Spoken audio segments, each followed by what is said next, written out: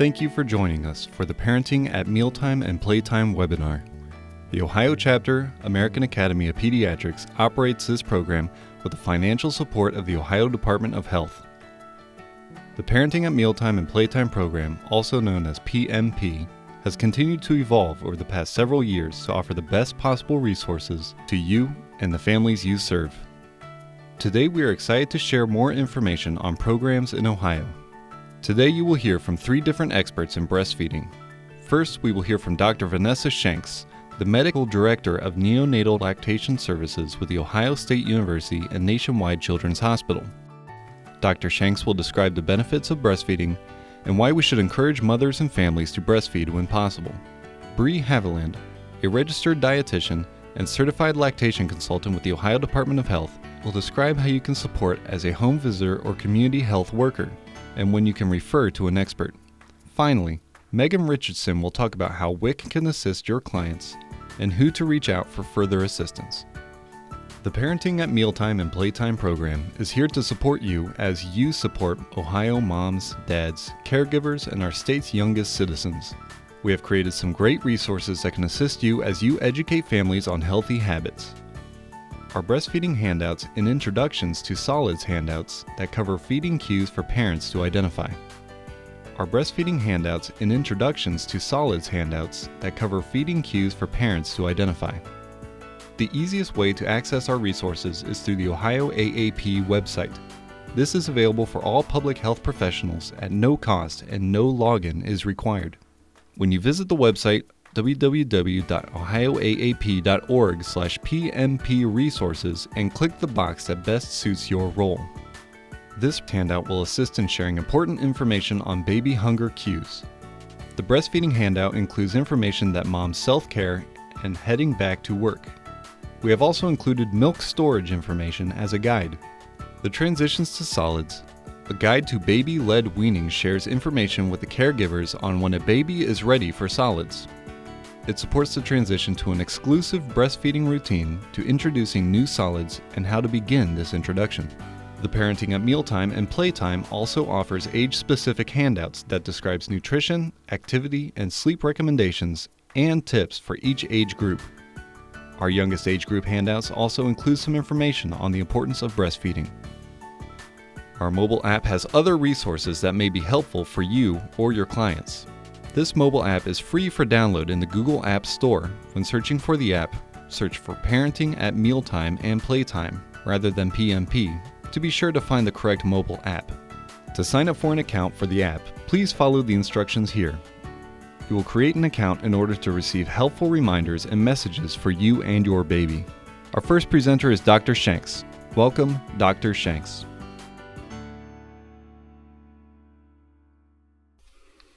Hello, my name is Vanessa Shanks, and I will be talking with you today about breastfeeding.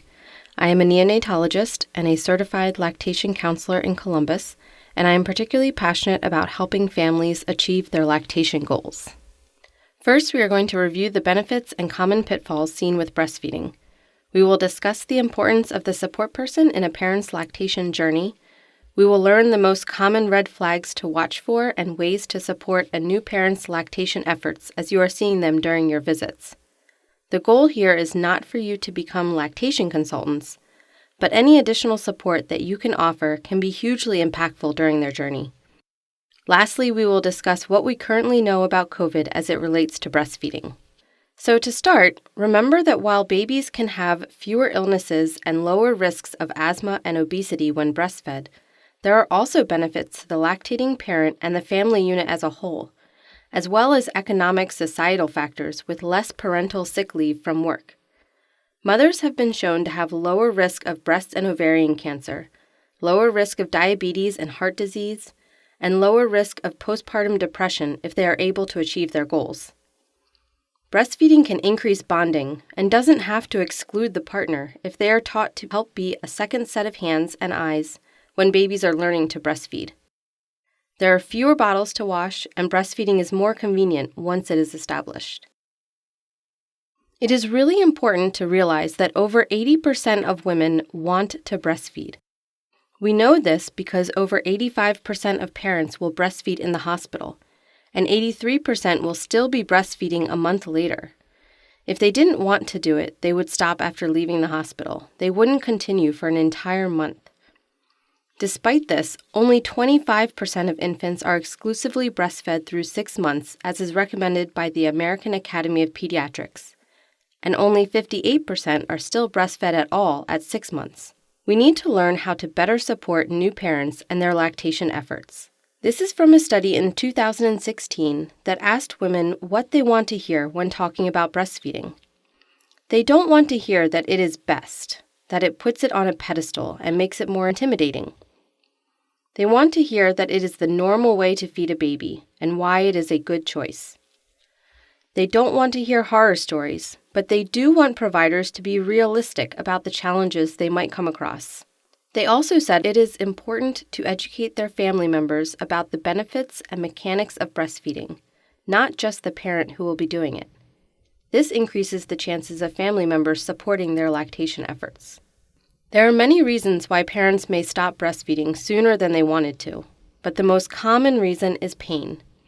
Pain should not be considered a normal part of breastfeeding. If there is something painful, then something is wrong. Most often, the pain is due to a shallow latch, which can easily be fixed with some minor adjustments and positioning. Some parents may report tenderness or a little soreness in the beginning, but this should subside quickly as the infant nurses. If it does not, then it is important to encourage them to schedule an appointment with a lactation consultant. The next most common reason is the misperception of low milk supply. True low milk supply is actually pretty rare, but many parents misinterpret normal newborn behaviors as hunger cues and begin supplementing unnecessarily very early on.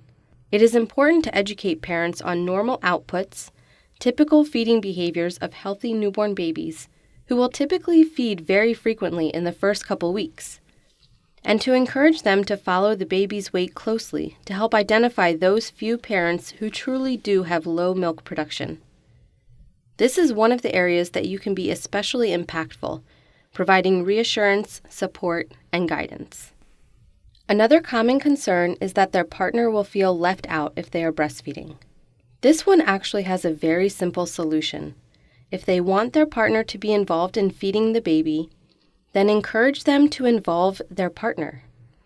Partners are great resources to be an extra set of hands and eyes, to help position the baby, to look from different angles if something hurts or doesn't feel right, and to keep each other company while the baby feeds. It's good to encourage partners to attend medical appointments and lactation visits whenever possible, so they can also learn what the breastfeeding parent is learning. Research shows that dads are the most influential person for mom's success, so it's incredibly important to include them. Returning to work always creates new challenges, especially if they had a shortened parental leave. The key here is to plan ahead. Encourage the lactating parent to speak with their boss a couple weeks before returning to work. Lactation consultants can help talk through plans for pumping and suggest strategies to help express milk while at work. It can also be helpful if the pediatrician writes a medical note for work, explaining why the parent needs time and space to express their milk for their baby. Overall, the most common reason that parents stop breastfeeding early is a lack of support while they navigate the challenges we just discussed. You are in the perfect position to help them identify resources in their community and good support people in their life. Some red flags for you to pay attention to. These are things that might make you suggest the baby be seen by a lactation consultant or the pediatrician. When discussing the baby's output, it's important to pay attention to the urine output. Sometimes this can be less reliable in the first 24 to 48 hours as the baby is getting rid of extra fluid from delivery. Appropriate stool output is easy to remember because it typically matches the day of life. But importantly, they should start seeing transitional stool by day 4. And if they aren't, then that is definitely concerning that baby may not be getting enough to eat. We mentioned that following weight closely is important. While there is some debate in the literature, we typically still become concerned if the infant has lost more than 10% from birth or has not regained their birth weight by 2 weeks.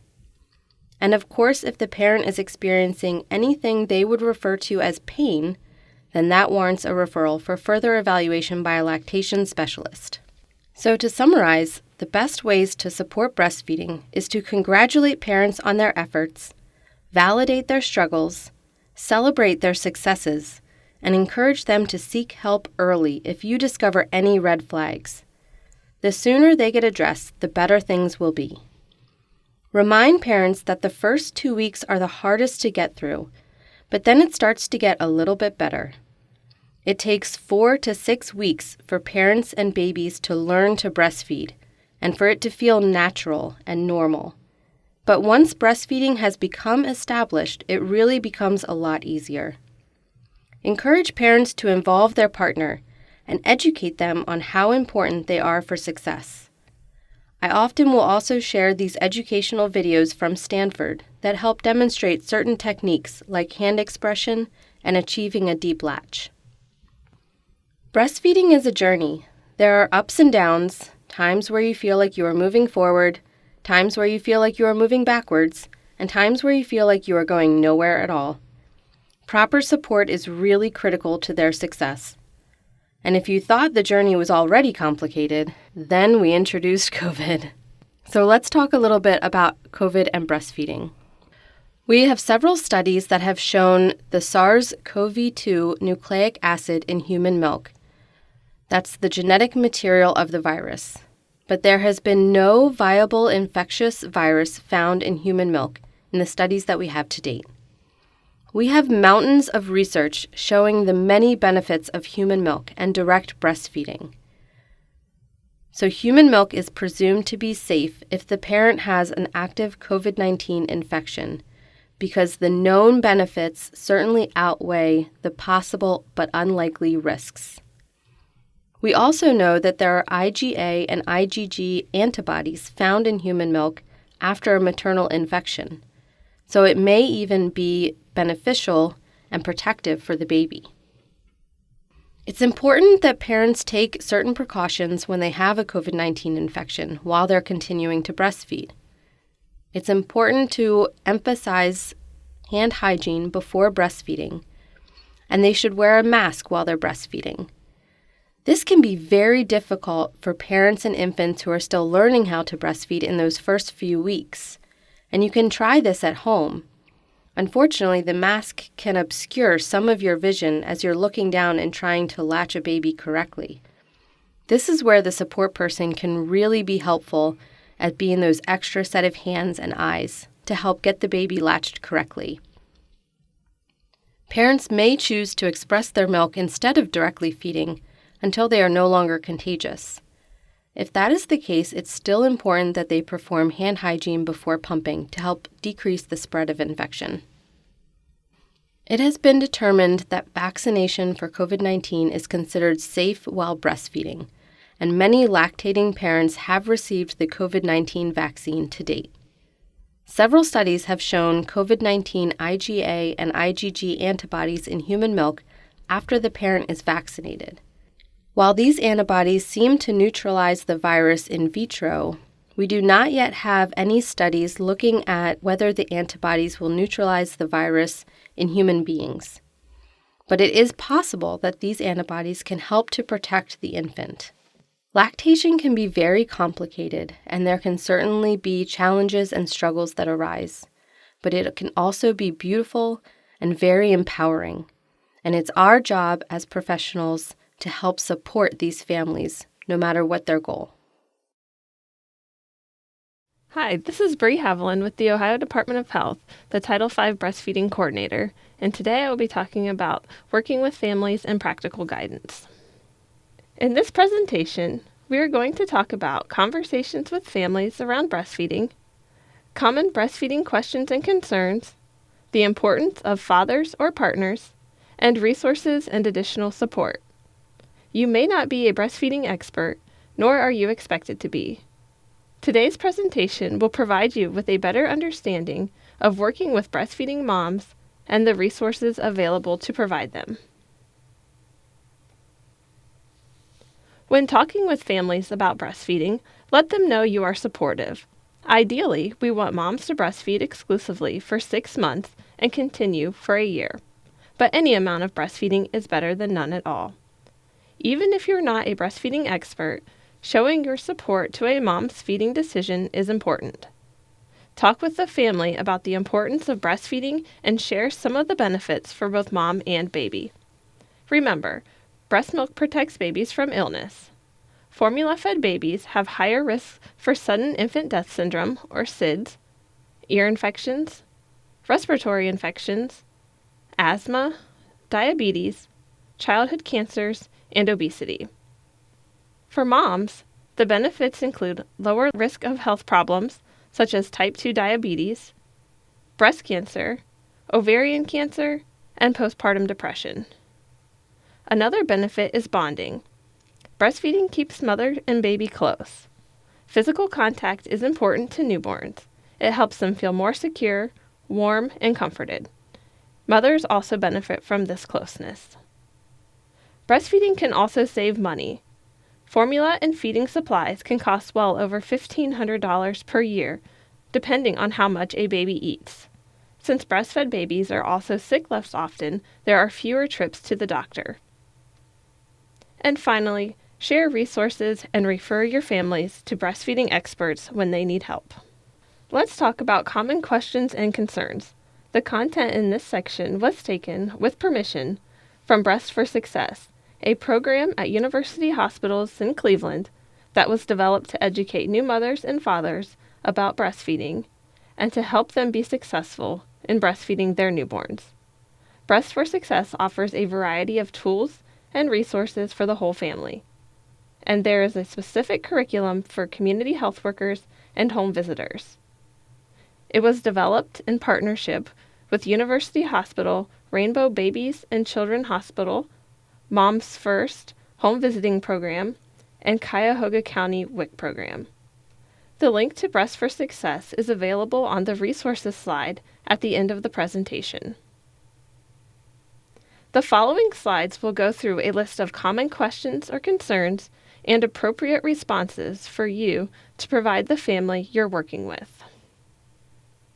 The first question we will go over: can every woman breastfeed? In general, yes.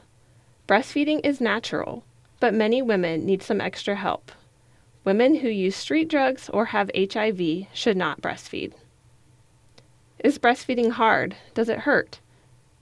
There may be pain or soreness during the first 2 weeks of breastfeeding, as the nipples and breasts are not used to the baby feeding. You can help ease the pain by helping the baby achieve a deep, comfortable latch. Use different positions to feed, and don't be afraid to ask for help. The images here depict different breastfeeding holds. Breastfeeding should not hurt. You will feel tugging and pulling, but pain is not part of breastfeeding. About 2 to 5 days after you deliver, your milk will come in, meaning you start making a lot more milk and your breast will feel full. It takes about 3 to 4 weeks to establish a good milk supply. My breasts are too small or too large. Can I still breastfeed? Breast size and breast shape do not have anything to do with the amount of milk. Milk production is based on supply and demand. The more the breast is emptied, the more milk it makes. My breasts are large. Could I suffocate the baby while breastfeeding?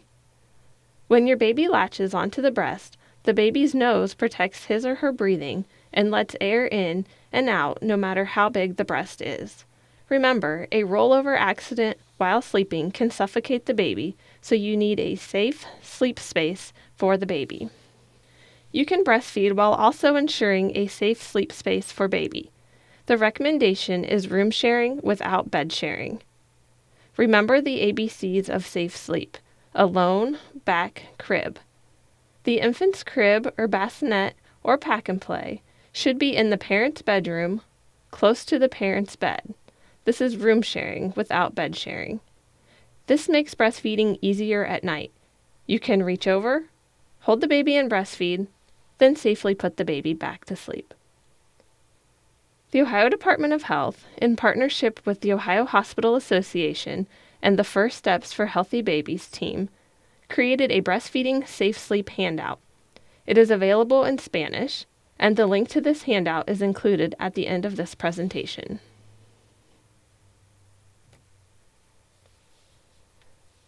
I will be really busy with work and school. How will I breastfeed? The thought of breastfeeding might seem overwhelming at first, but there is a lot of flexibility. Any amount of breast milk you can give your baby is a good thing. You can breastfeed in person whenever you and the baby are together. You can either pump or express milk by hand when you are not there. If you will be away less than 4 hours, you can breastfeed before and after you get home. Talk with your teacher or supervisor about your decision to breastfeed. If you can't be with your baby, ask for a private space that is not a bathroom to pump. The federal law requires an employer to provide reasonable break time for an employee to express milk for her nursing child for 1 year after the child's birth, each time the employee has a need to express milk. The employer is not required to compensate an employee receiving reasonable break time for any work time spent for such purpose. The employer must also provide a place other than a bathroom for the employee to express milk. The federal law only applies to hourly, overtime-eligible employees, but many employers make accommodations for all staff. The Ohio law states that a mother is entitled to breastfeed her baby in any public location where she is permitted. Will I need a breast pump? You may or may not need a pump depending on how long you'll be away from your baby.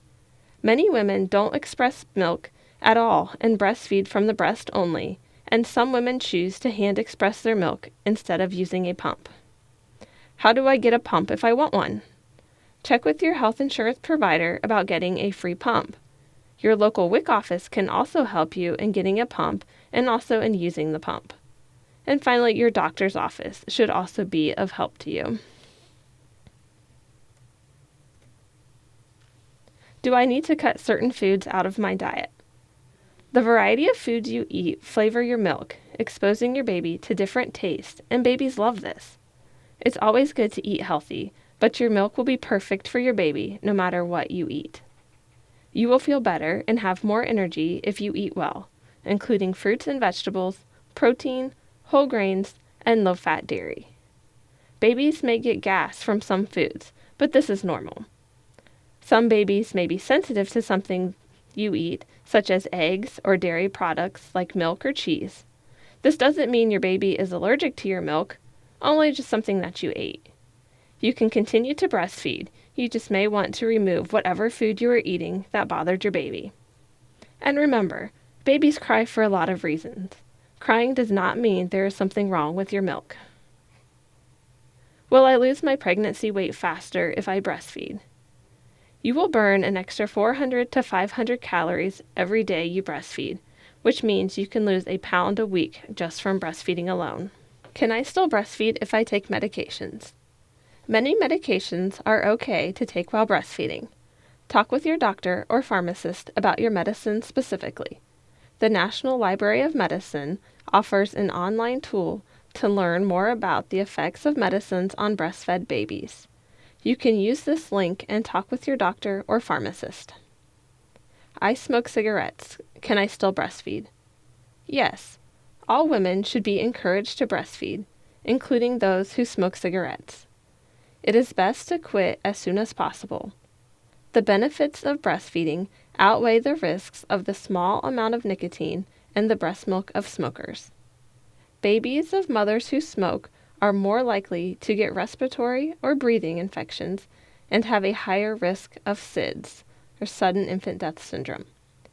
Babies of mothers who breastfeed are protected against respiratory infections and have a lower risk of SIDS. Also, it is important to smoke away from the baby and change your clothes afterwards to keep the baby away from the chemicals that smoking leaves behind. Do I have to stop drinking? It is best to avoid alcohol in large amounts. You should not feed your baby when you are drunk or buzzed. You can pump some milk before having a drink or two and give that milk to the baby until the buzz is gone. It is recommended to wait 2 hours or more before breastfeeding. It's also important to make sure someone is there sober who can take care of the baby, because taking care of the baby is the biggest concern. If I want my baby to take bottles and formula in addition to breastfeeding or breast milk, when do I start? It is recommended to wait 2 to 3 weeks before offering a bottle. This way your breast milk supply will not be at risk. Also, the baby will get really good at breastfeeding before you give him or her a bottle. You can offer both breast milk and formula. Ask your doctor which formula is best for your baby. Giving your baby formula may cause him or her to not want as much breast milk, and this will decrease your milk supply. How do I make sure I have enough milk for my baby? Feed often, every 2 to 3 hours. You have to empty the breast so that they know to make more milk.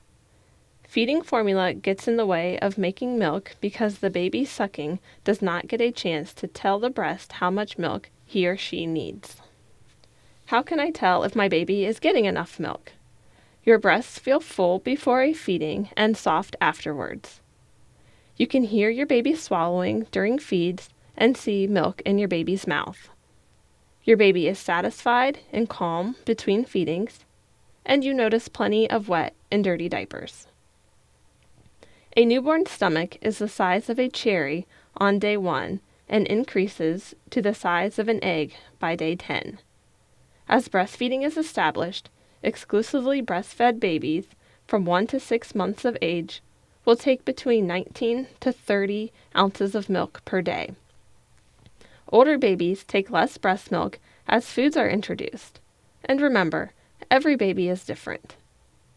You can also use a feeding chart to track how long the baby feeds at each breast or the amount that is taken if the baby is drinking expressed breast milk from a bottle. Research shows fathers make a big difference for their babies and their baby's mother when they support breastfeeding. As a home visiting professional, make sure that you are acknowledging the father, partner, or support person. It's important that he or she feels valued by you as well. A common concern is that the baby's father or mom's partner will feel left out if she chooses to breastfeed. We will spend the next couple slides discussing the many things a support person can do, and that's not just changing diapers. No father or partner is left out. Breastfeeding increases the closeness of the family. As I mentioned, a lot of the content in this presentation is adopted from the Breast for Success curriculum. When developing the Breast for Success curriculum, it was important to have a section specifically for fathers and partners. A group of 5 expectant and/or experienced fathers came together for a 2-hour focus group to explore perceived interest in breastfeeding, attitudes, and social support.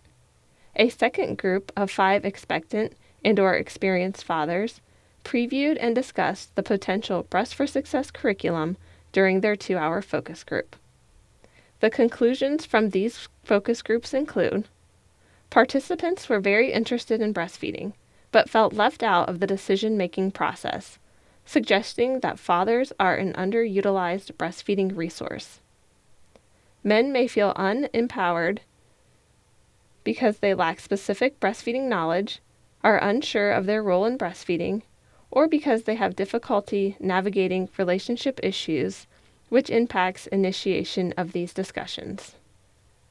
Participants believed there is insufficient programming for them, suggesting a need for father-centered interventions focusing on the father's role, including education about breastfeeding basics and practical ways fathers can troubleshoot common breastfeeding challenges. Participants were also concerned about the impact of smoking on breastfeeding, the content of formula and breast milk, and the effect of breastfeeding on intelligence and behavior. Given the results of the focus group, the Breast for Success curriculum has many tips on engaging and involving fathers or partners. These include: before the baby arrives, attend prenatal visits with mom, thank him or her for coming and be understanding if he or she can't make every appointment, attend ultrasounds, be inclusive in infant feeding choices, attend WIC appointments and classes, have a conversation about feeding. Mom shares what she knows about breastfeeding benefits, Mom asks her baby's father or partner what he or she knows about breastfeeding and what he or she wants to learn, and ask him or her what he or she thinks about formula feeding. After the baby is born, the father and partner can bathe the baby, hold the baby skin to skin, carry the baby around when fussy, talk and sing to the baby, and read to the baby. Other ways to help: they can help care for other children, ask mom if she wants something to eat or drink and go get it, run to the grocery store, help clean up the house or apartment, and support mom in front of friends and family.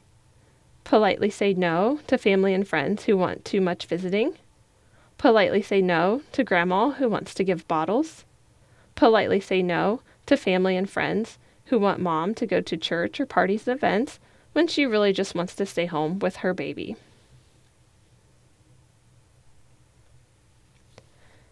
As a home visitor, acclimate yourself to your local breastfeeding resources. It's important to know who to refer to for more breastfeeding help. These include your local WIC office, the lactation department at your nearby birthing hospital, mom-to-mom support groups such as La Leche League, and also the pediatrician's office. Helpful resources where you can find more information include the Ohio Department of Health, the Help Me Grow program, the WIC program, and the Infant Safe Sleep program. The Breast for Success curriculum, where much of the content was taken from this presentation. The American Academy of Pediatrics, educational resources for health professionals, including an extensive list of books, websites, and PDFs, policy statements and guidelines, and training materials and promotional materials. The womenshealth.gov website that covers many tips and suggestions to successful breastfeeding, including why it is important, challenges, finding support, breastfeeding in public, going back to work, and pumping and milk storage. And also within the womenshealth.gov website is a great booklet called Your Guide to Breastfeeding that is a go-to breastfeeding guide covering latch and positions, common challenges, breastfeeding in public, and other breastfeeding concerns. It has a little bit of everything that you need to know. The Ohio Breastfeeding Alliance has a website that includes a variety of resources and tools you need to protect, promote, and support breastfeeding in your community. The La Leche League of Ohio group can help you locate a group and a La Leche leader near you. The National Breastfeeding Helpline is available from the Office on Women's Health and has trained breastfeeding peer counselors to help answer common breastfeeding questions. It is available for all breastfeeding mothers, partners, prospective parents, family members, and health professionals. The helpline is open between 9 a.m. and 6 p.m. Eastern, Monday through Friday. If you call after hours, you will be able to leave a message, and a breastfeeding peer counselor will return your call the next business day. Help is available in English and Spanish. If you have any specific questions, feel free to contact me with the information listed on this slide. Thank you. Hello, my name is Megan Richardson with the Ohio Department of Health. I am a registered dietitian and certified lactation counselor and currently the breastfeeding coordinator for the Ohio Women, Infants, and Children program, also known as WIC. I am going to be sharing with you how breastfeeding is supported through the WIC program and how knowing this information can support you and your clients.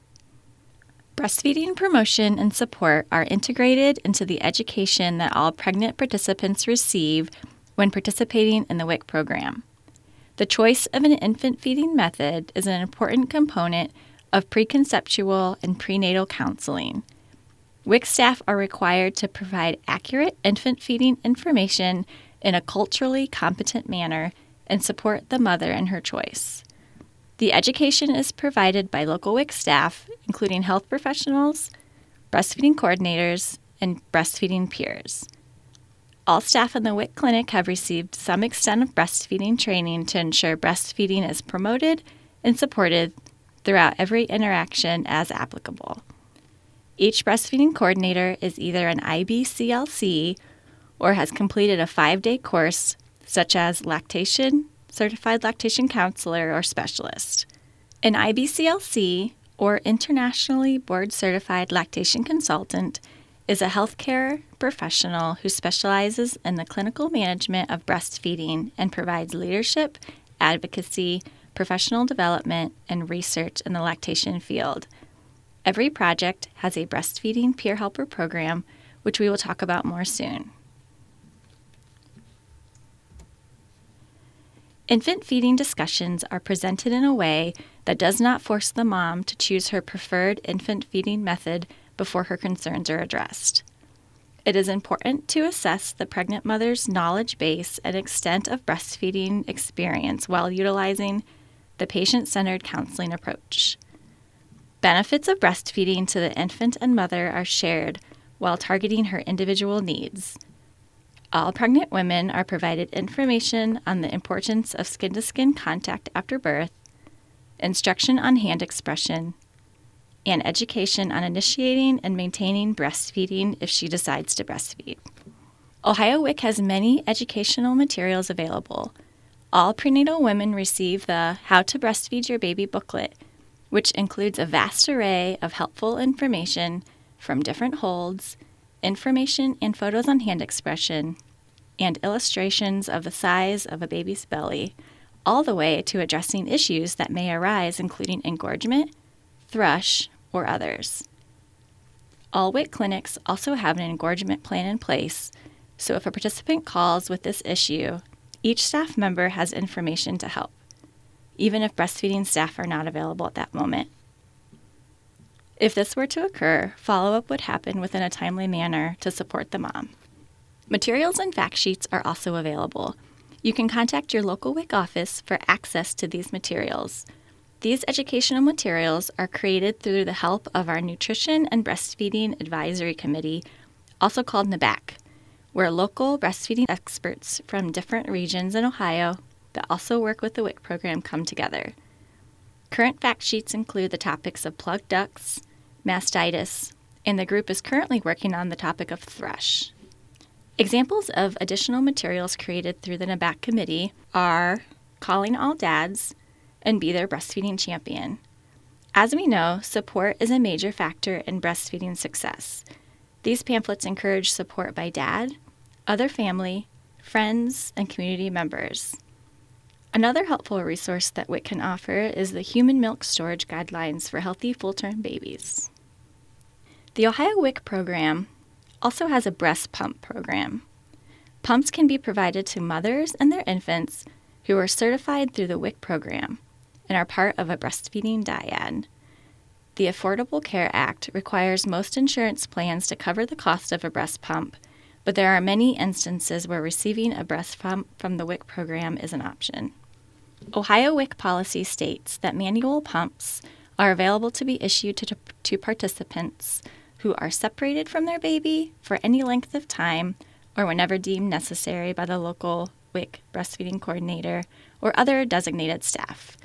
Mothers who will be separated for fewer than 4 consecutive hours should be taught hand expression and provided a manual pump.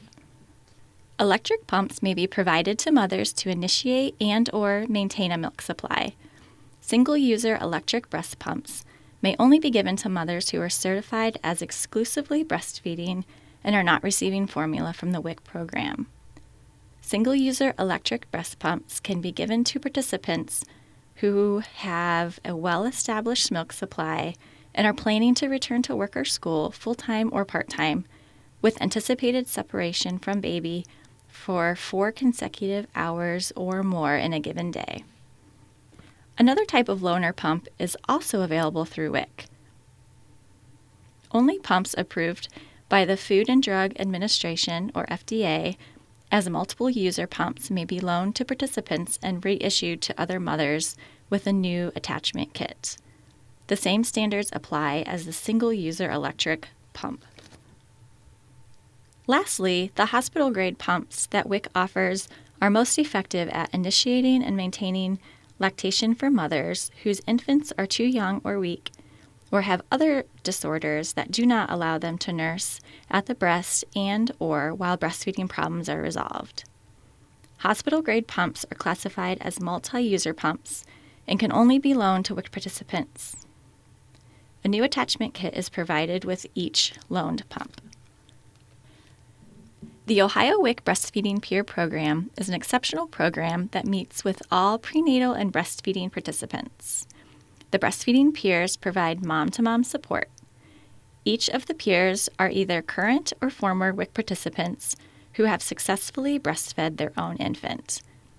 They give basic breastfeeding information and support to other moms, such as tips for how to breastfeed comfortably, even in public, ways to stay close to their baby through breastfeeding after returning to work or school, ideas for getting support from family and friends, ways to get a good start with breastfeeding, tips for making plenty of breast milk for your baby, and help with breastfeeding concerns.